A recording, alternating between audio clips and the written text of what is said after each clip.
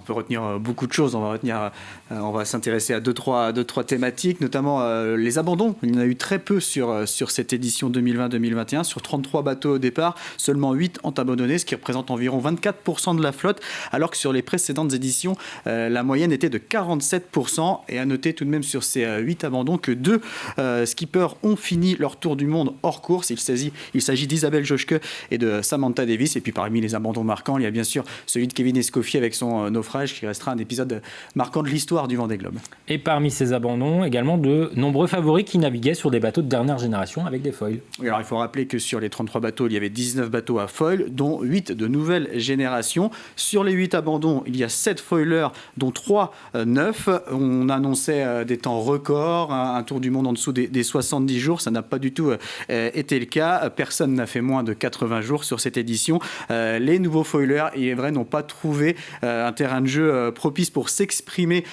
pleinement. On va écouter d'ailleurs à ce sujet le directeur de course Jacques Carès. Les bateaux à foil et aux dimensions de foil qu'ils avaient, dans certaines versions en tout cas, on ne savait même pas exactement comment ça allait se passer. C'est vrai que pour beaucoup de solitaires eux-mêmes, la vie à bord aussi longue sur 70-80 jours avec des bateaux aussi violents, c'était pas non plus gagné d'avance pour eux.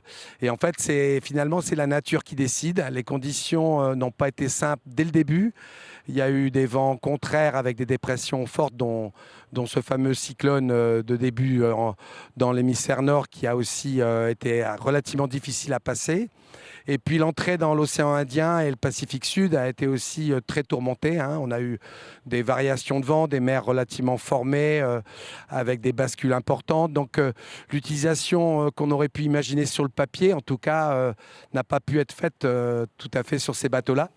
Un Vendée Globe plein de rebondissements et de suspense jusqu'à la fin, jusqu'à la victoire finale. Oui, un scénario incroyable sur cette 9e édition qui nous a tenus en haleine jusqu'au bout.